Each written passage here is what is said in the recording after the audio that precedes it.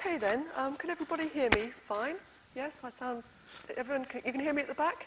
Yes, okay. Well, I'm obviously delighted that you've torn yourself away from the wonderful sunshine outside to come in and join me today. And I'm going to show you some work that we've been conducting in the Department of Earth Science and Engineering here at Imperial College over the last 8 years or so. And in this project, we've been trying to answer the question, how Britain became an island. And some of you in the room may think, well, that's a bit of a strange question. Of course we're an island. And of course, our notion of being an island state, so somehow different from Europe, is very deeply embedded in the psychology of the British. And you don't have to be on our island for very long to really, to feel that. However, Earth scientists have known for, a long time now that this island state is actually a relatively recent phenomena. And as early back as just 500,000 years ago, it's very well established that there was a permanent land bridge between continental Europe and Great Britain that survived throughout time. So in other words, during this time, Britain was just a sort of peninsula in a similar way that Denmark is today. And the evidence we have from this is really twofold. So first of all, there's great evidence that there are some very specific minerals that are found in the Alps. And these minerals are only found in sediments in the North Sea, showing us that the North Sea was separated from the English Channel. The second bit of evidence we have is people that study fossils. So people who look at particularly marine fossils, so a type of mollusk. There were clearly different populations of mollusks living up here in the North Sea compared to in the English Channel during this time period. So the question that we're going to look at today is, obviously this state is not what we see today, so how did we actually sever ourselves from the European continent? And if you think about the land bridge that you see here, obviously we know, the coasts of East Anglia and the Netherlands are very shallow. The most topographically significant feature that we need to break to finally allow the North Sea and the English Channel to join up is across the Straits of Dover. So this is one of my first, I'm going to show you several topographic images today. And so what you're going to see is this is an image of the land, and you're going to see the colours, the colour bar here. This is just coloured according to height, either above or below sea level. And so what you're seeing here, here's the Weald, and these higher colours here in the green, these are the North Downs. So this is Dover here with the White Cliffs of Dover cliffs here. And the chalk comes all the way around to the South Downs here.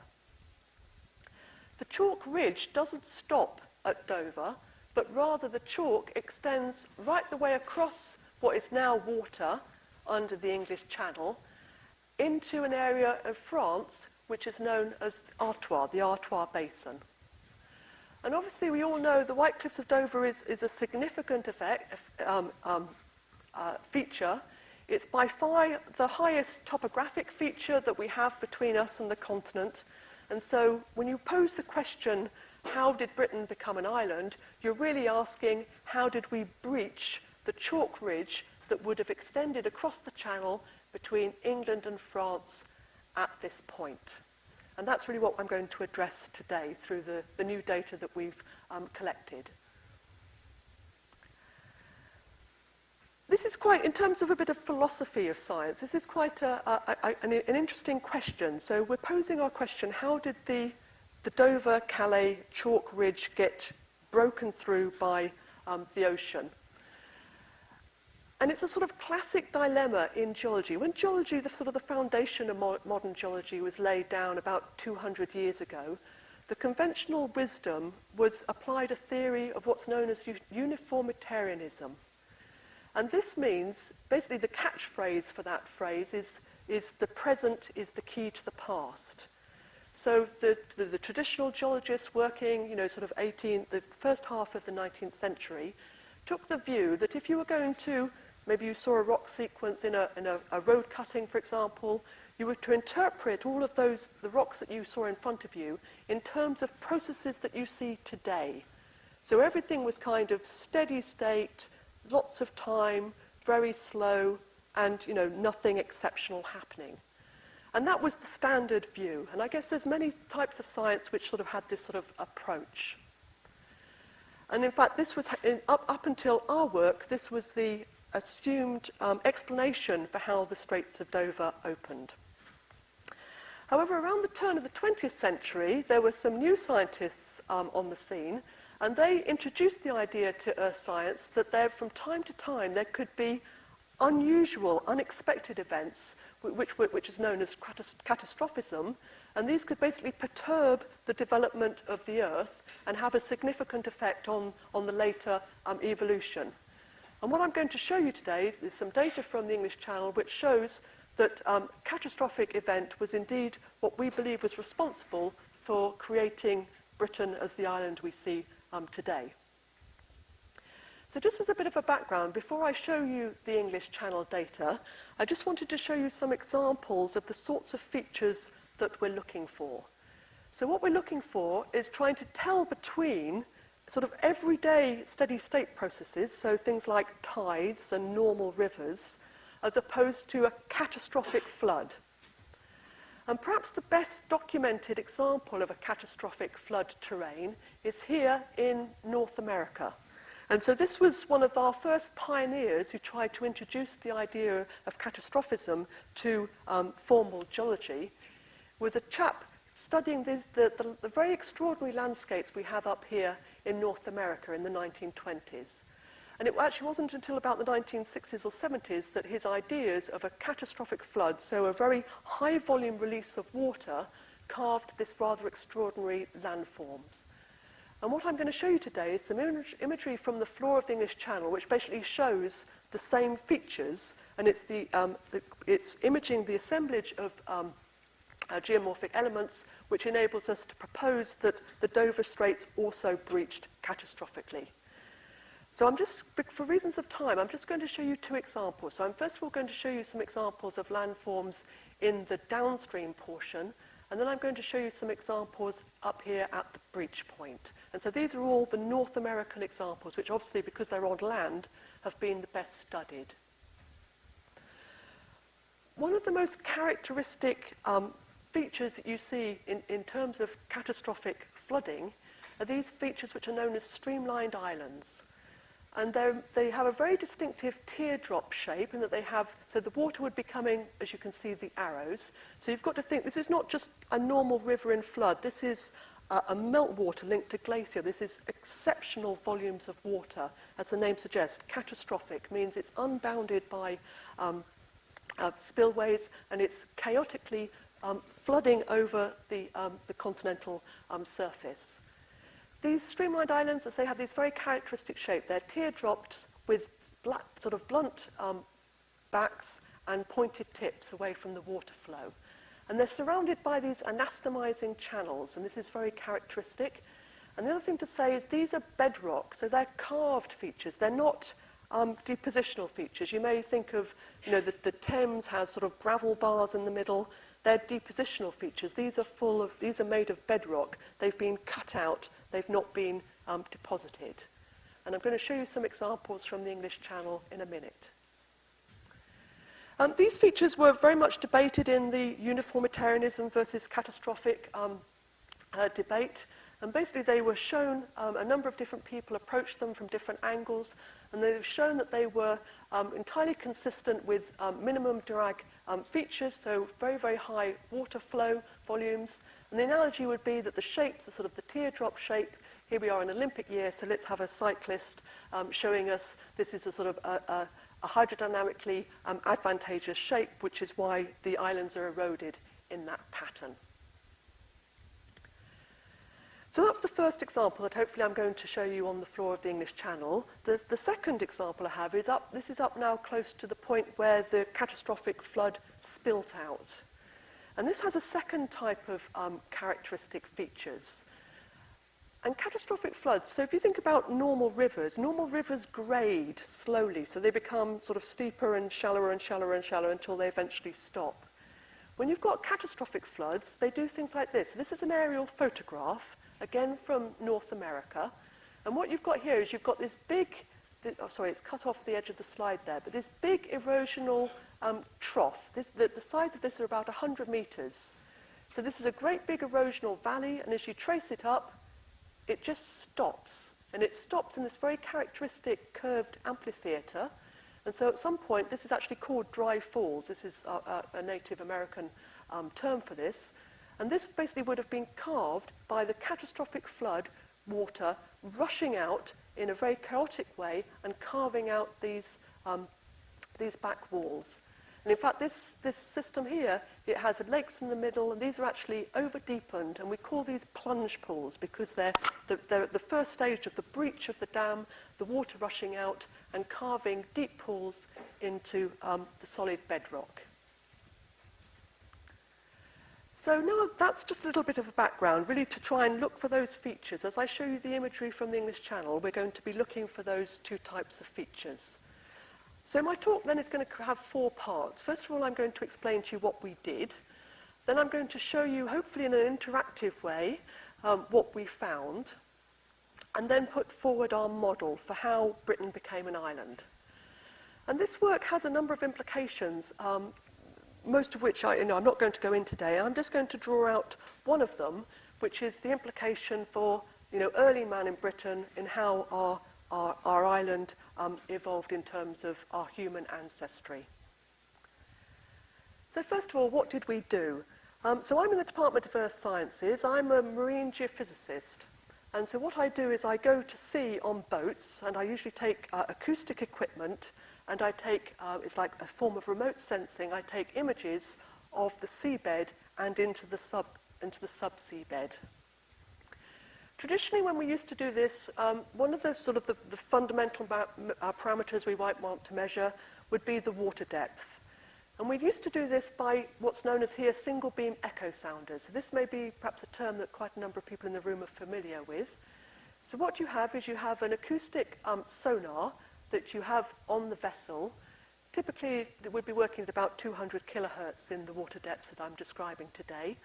The sonar emits a short pulse which travels down to the seabed, reflects off the seabed back to the ship. We measure the time that takes, and then we also measure the sound speed profile through the water column, and using those 2 pieces of information, we work out the water depth. And this is traditionally, up until the turn of the last century, this is how we used to do it. So we used to go along and we'd get one measurement every minute or so, and we'd get basically spot points along our ship track. And obviously this doesn't give us a very good image because we have to interpolate between the data sets. The advance that I'm really going to show you today, and really why people hadn't found what I'm going to show you today before, and given that this is just south of us, it's a bit surprising in a way that people hadn't found it before, but they hadn't found it before because of this inferior sonar technology. So we were very fortunate in that here at Imperial we were part of a consortium of universities. We actually got the first multi-beam sonar echo sounder system specifically designed to work on continental shelves. And when you've got, as the name suggests, multi-beams, this means rather than getting one measurement per ping, you now have a fan of acoustic pulses going out, and so you get 100% coverage on the seafloor, and so you've got a better picture of the seafloor by about a factor of 10. And that's how we managed to find the features that we have in the English Channel. There's a little bit of a background to this story. So sometimes in science, things unexpected don't happen, but sometimes very unexpected things happen. If I'm completely honest, we just got this new piece of equipment. Perhaps I'll turn the lights down a little bit. We'd had the sea trials, and it was a little bit complicated to set up, and we had a few issues, technical issues. So we decided for our first project, rather than sail halfway around the world, which is something we'd obviously like to do sometimes, but it's logistically quite difficult, we thought we'd try and do our first project in somewhere that was quite easy, so that if we needed assistance with the equipment, it would be on hand. So here we are, and that's actually the reason we started working in the English Channel. We didn't set out to discover how Britain became an island at all. So here we are in Brighton Marina. These are 2 members of the team setting up our sonar. So it's a portable system. This is what you're seeing here. This little black band around here, this is the transducer head. And what you're seeing here, these are just the fairings to make it hydrodynamic off the edge of the boat. When you're getting ready to survey, this is it's now on a pole mounted, it's on the side of the vessel. So here it is, it's tucked up, ready to steam out to the survey area. Obviously we want to get out to the survey area as quickly as possible, probably about 10 knots on this particular vessel. And when you get to the survey area, then you swing the sonar down into the water, you power it up, and then you start surveying along as you go. This is the first image we got. And I say, this is the first ever multi-beam image of the European continental shelf, to our knowledge, which may not seem like a very big thing to you. This is a very raw. This is actually a screen grab from the boat.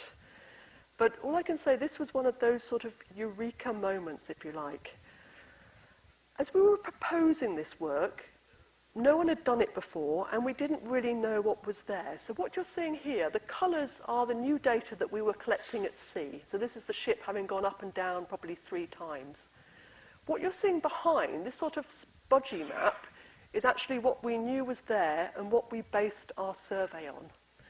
And so we sat in rooms trying to convince people who were going to fund us for this project that we were certain we were going to get a high-resolution image. And yet we were very open to the criticism that people would say, but it's all going to be sort of smudgy and rubbed out. And so an analogy would be like, because the English Channel is now obviously now underwater, people said, well, it would be like a beach. When the tide comes up and goes out again, the beach gets completely rubbed out, and so there's nothing to image. And in fact, there was a danger, of course, that might have been the case. But we were fortunate in that there actually aren't great big piles of sand on the seabed of the English Channel. And so this is, what you're seeing here, this is a valley. This is actually the extension of the River Arun, which is one of the Sussex rivers. And we're getting this very high quality image of a little tributary coming into the Arun, showing us that original features that were carved onto the floor of the English Channel, which was going to tell us something about the evolution of the area, were preserved. And in fact, not everything had been rubbed out at all. So it's one of those sort of episodes in science where in some ways, we took a gamble, we convinced ourselves that we were going to see something, but this was just, an incredible moment when we first started seeing the data coming in. Okay, so what did we find? So now I'm going to show you a visualization of the data, if I can.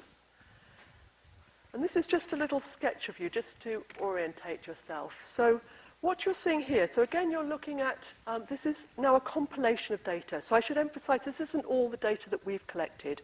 Over the last 5 years or so, we've been very lucky to have received data from a number of different organisations. On the UK side, the Maritime and Coast Guard Agency and the UK HO. And then we've also been working on the French side with the French equivalents, CHOM, and collaborators in Lille and also in Belgium. And this is our sort of compiled map. So what you're seeing, just to orientate you, here's the Straits of Dover up here, and here's the Isle of Wight.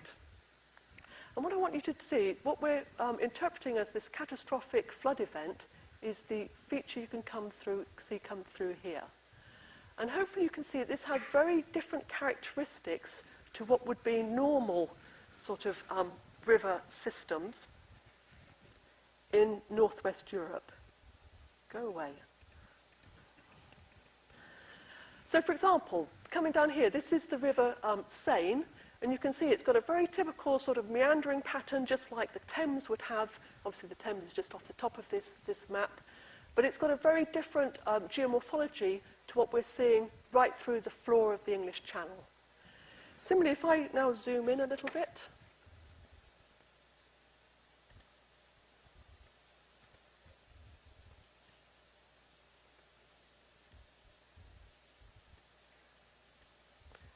you'll hopefully get an idea of the scale of this. So the Isle of Wight up here, this is about 20 kilometres north to south. And basically, I mean, you would never have believed, well, I would never have believed, I've worked in many exotic places around the world. I never expected to find anything quite so interesting south of the Isle of Wight. Not trying to be unfair to the Isle of Wight, But here we've got, this is a European-sized, well, it's a bigger than European-sized flood event coming through here, just south of the Isle of Wight. Just for reference, what you're seeing here creeping on the side, this is the trace of the River Solent. So the important thing to realise, when I show you the model, I'm going to talk a little bit more about sea level. But just for now, I just want you to imagine this. Obviously, the English Channel is now under the water, but I want you to think now this was all dry land, because in fact, when these features were carved, it would have been dry land. So think about this actually being a river full of floodwater. And so here's the Parallel Solent. So if we zoom in a little bit, and in this area we've got better data. This is just the median line. This is the median line between French and British waters. If I zoom in a little bit, and just remembering we're just off the Isle of Wight here, here we've got those features which directly correlate with what I showed you from the channeled scablands. So here we've got those streamlined islands, those teardrop-shaped islands, and we've also got other data which I'm not going to show you today which confirms that they're actually composed of bedrock. And all these deep scours are basically carved by this chaotic water as it cascaded out and whooshed past the Isle of Wight. So we've got all the features that we see in the channeled scablands. If I go upstream a little bit, this is another little batch of streamlined islands. And this data, I'm not going to obviously show you the full analysis of the data, but what we're recognising in this data is that we seem to have two floods. So one is this trim line. You think about, you've just got a big tub of water and you've just thrown it over a fairly gently sloping surface. And as the water rushed down towards the Atlantic Ocean, it carved this trim line through here. Then obviously the whole, once the main pulse had gone through, then you've got these are sort of classic little river systems just draining as the whole system sort of died down. If I now draw a cross-section across this feature, it's also characteristic that all of these islands, so this is another little batch of streamlined islands, and they're all at about the same water depth. So again, your colours you're seeing are related to water depth. And you can see on the cross-section, so this trim line, which we think would have been the first flood, would have basically left a valley down here at about 40 metres below sea level at today's sea level. And then later we had a second flood, which carved and caused these grooves and left these streamlined islands coming through here. And so again, this is European size. It's kind of unusual for us in Britain to have something that's of a European significance. What about those other features that I said we needed to look for? So if you remember when I introduced the channeled scablands, I said up near the breach point, we were hoping to look for sort of blind alleys and also perhaps some plunge pools. So let me just show you where we are. So we're now coming, some of you maybe are from southern England, your knowledge of geography will be quite good. So as we come up here past Dungeness, we've got another example coming in here. This is another example of sort of a blind fluvial system. So on this system, hopefully you can see these are just sort of a normal sort of set of dendritic river channels carved into the bench. This is Dungeness here, so the green is land. This is Dungeness here. But again, this river system doesn't go anywhere. There's no rivers coming out of southern England here. It just stops and starts. And again, this is characteristic that we would have had catastrophic floodwater rushing down past the English Channel. What about these plunge pools? Have we got any evidence for those? So let's go up a little bit. Let's get up to the Straits of Dover area. And in fact, as you can see here, we've got a big channel coming through. This is known as the Louwburg Channel, a big channel coming through the Straits of Dover. But we've got some hints of some little features in here which might be similar to that dry fall. So I'm just going to show you another simulation here now this is a more high resolution data set. So again, this is bathymetry, swath bathymetry. Just to reference you, all these little dots you can see up here, these are all shipwrecks. So if ever you do any sonar on continental shelves, sadly you always find shipwrecks. But this just gives you an idea of scale. And so what we've imaged here is a classic sort of blind coulee event. So we've got a deep, the blue colours are deeper than the yellow colours. We've got an erosional feature here which erodes backwards and then just stops. And if I go in a little bit more, oops, you can see sort of the quality. You can see we've got lots of little landslides, just like you see off the southern coast of, off the chalk coast, so lots of little landslides here. And now if I do a cross-section over this feature, again, you'll see that's got the very characteristic sort of plunge pool shape. And so we're interpreting this here in this example, it's 20 meters deep. We think this was carved out by the catastrophic flood as the waters braked and pummeled down and carved out this hole in the seabed. If I just return now to the PowerPoint, we have some other examples. So this is just one little example of one of these plunge pools between Dover and Calais. These were very well known. Obviously, when the Channel Tunnel was built, and probably many of you have been through the Channel Tunnel, these features were known about because these are a big hazard. You don't want to put a tunnel through one of these because they're full of soft sediment. And so basically, if you're going to drill a tunnel, they were actually trying to map them to find them so that they actually had to change the location of the Channel Tunnel to move north of them so that they could avoid them because they're very low permeability, very full of rubble. What you're seeing here now, this is now a different type of data. This is seismic data. So you're seeing now a cross-section going into the ground. So here, this is the seabed. So the equivalent of what I've shown you here, this would be this feature here. Okay? What you're seeing here, I'm showing you the same image twice. So this is just the raw image, and these red lines are my interpretation. So hopefully you can see there's a great big pool, a great big depression here that's 50 meters deep, which has been filled in by sediments, but this has been tunneled out by catastrophic water flooding out of the North Sea. And if we map all those features up, that was just one particular clear example that's 50 meters deep. We've actually got great big potholes, plunge pools, whatever you want to call them, that are actually 120 meters. And if you think about the energy you need, this is solid bedrock, this is not soft sediments. They drilled, the water drilled these small holes 120 meters deep into solid bedrock. So we're talking significant potential energy, if you like.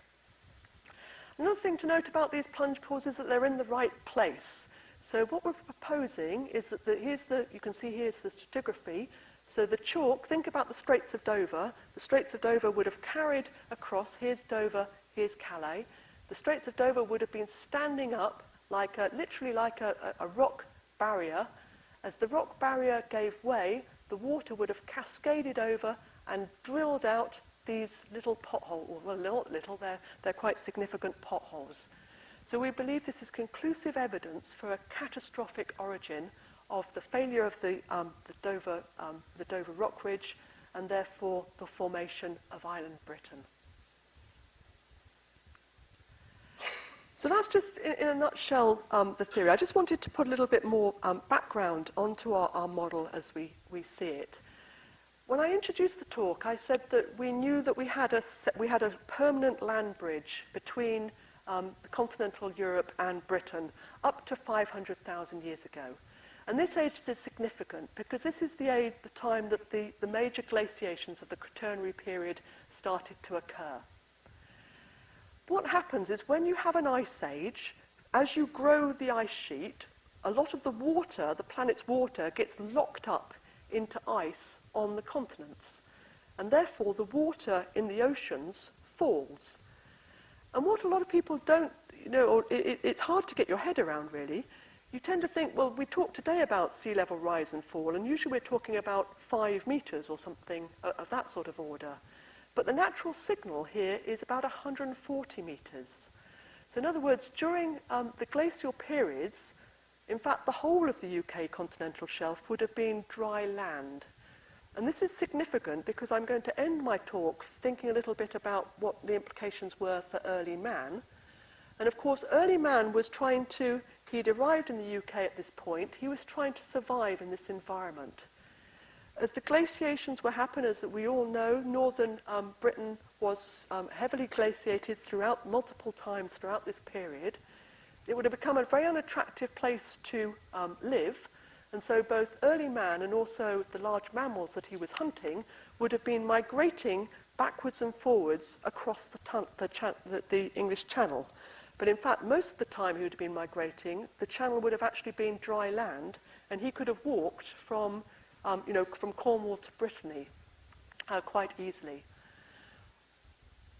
So with this in mind, what do we think is our model for how Britain became an island? So this is obviously, as we know today, Britain sits on its continental shelf. This again is coloured according to water depth. Most of the seas around us are only about 100 metres deep, so it would have all been exposed as dry land during the glacial periods. During one of the glacial periods, we had ice sheets forming up here in Scandinavia, and then ice sheets also originating here in Scotland. And some of the glaciations were so severe that it's been very well documented that we had ice right across the North Sea, so the two ice sheets amalgamated. All of the big rivers you know about, the Rhone and the Rhine, would have been continuing to flow off continental Europe. And while the rock ridge was still there, the rivers used to drain out across the North Sea and into the Atlantic. And now, of course, they've got a wall of ice. And so, in other words, they're dammed. And then our theory is that the southern route was also dammed by this chalk ridge. So you've got a lake building up. And therefore, it was the catastrophic breakthrough of the dam and the release of this lake that would have then spilt out, carved those plunge pool features we saw just in the Dover Straits area, and would have shot out over the English Channel, which would have been dry land, scooting past the Isle of Wight and carving those streamlined islands before it finally shot out here into what would have been the sea. When do we think this happened? We actually have quite good, this is collaborators from France have documented, if you drill sediment cores out here, you can actually see a signature. We call it the smoking gun. So when the dam broke, and this is another very interesting question. We haven't fully finished our modelling as to why the rock dam would have broken, but it seems quite likely that it might have been a couple of effects. So not only the build-up of the lake waters behind the dam, and don't forget the ice sheet would have started melting at some point, further increasing the contents of the lake, but it's also very possible that there might have been a small earthquake which would have acted together to have actually triggered the bursting of the dam. And this is something, I say, our work is not conclusive, we haven't finished it yet, but if this turns out to be the case, then this actually says that Britain being an island is, if you like, it's a geological accident, and that we actually needed these two processes to coincide to finally sever us from the continental Europe. So just to conclude then, in my last couple of slides, I say the implications of this work, it has a number of implications in terms of river systems in northwest Europe, also rapid climate change. But what about early man? And I've chosen to focus on early man because I thought some of you might be aware of the AHOB project, which has been run out of the Natural History Museum for about the last 10 years or so, led by Chris Stringer. And the AHOB project has basically significantly improved our understanding of the early occupation of Britain. In fact, Chris Stringer has written some very nice, accessible, sort of popular science books about this topic. This is one of the AHOB diagrams, which I've modified slightly, showing where we thought the breach happened. And so the best of our knowledge is that we think the numbers have cut off. The numbers, the dam burst at 420,000 years ago, sorry. And this was the time where actually the people working on the hominid populations, and I should say we're not talking about Homo sapien here. This is just to remind, so I'm really sorry the numbers have cut off, but this scale goes down to 700,000, down to here. So you need to remember that Homo sapien, us, we only came in at 30. We're only up here, right at the top. Most of the time, this early climate cycles were going through. We were talking about Neanderthals and also Heidelbergensis. The time when we actually spent a lot more time as a peninsula than an island. And so actually this islandness is actually because we're currently in an interglacial and we've had this freak accident at the Straits of Dover. So we really should be proper Europeans, if you like. If you look at the time when the breach happened, there's actually record a population peak. And they record the density of the population by basically looking at hand axe distributions. This is what these early forms of hominid left behind. And so it seems that the first breach didn't actually significantly affect the early British citizens, if you like. However, what the people working on the archaeology have long puzzled over is that there seems to be a very distinctive absence of humans during this period known as the Ipswichian. And yet this period in Earth history, this was actually a very nice time to be in Britain. It was actually warmer than it is today, even today. There's some very famous examples. There was a hippo, for example, that was excavated from Trafalgar Square from this period. So all the big mammals are there that the early human was tracking and as through the climatic cycles, but people weren't there. And the explanation we have for this is that this actually could have been our second flood event, would have significantly affected early humans' ability to recolonate Britain as the ice started to retreat and things started to warm up. And so this is just I'm now wrapping up now my final slide. This is just showing you a perspective view. Here we've got a French Neanderthal. He's just returned from his sojourn in the Mediterranean area during the last ice age. All the animals are moving, and so he's moving with them. He's come back. What you're seeing here, these funny blobs, these are the plunge pools, which are the first flood. But this is the major river system, which is now cutting through the Straits of Dover passageway as a result of the second flood, which we anticipate is now 120,000 years ago. So the animals, the large animals, because they've got high populations, they were able to get across this new topographic barrier, but poor old Neanderthal was unable to, which is why he's not found in any significant numbers at all during this time period. And so I'll leave you with our French friend, and also, my final slide, which is just to re-emphasize that, we're the work that we've done in the English Channel with this new data really proves beyond doubt that the function of Britain being an island is actually, if you like, it is a geological accident. And, one can only begin to speculate how not only the course of early human evolution, but also, more recent history would have been altered if this event had not happened. Thank you very much.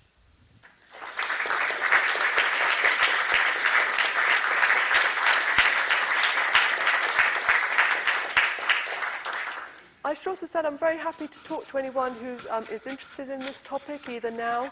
If not, my colleague is running a stall, the Earth Science stall in the research zone, and I shall be there later this afternoon. So if anyone would like, or this afternoon, if anyone would like to come by and discuss any of the things that I've shown you today, I'd be more than happy to. So thank you very much for coming, and I hope I gave you something to think about.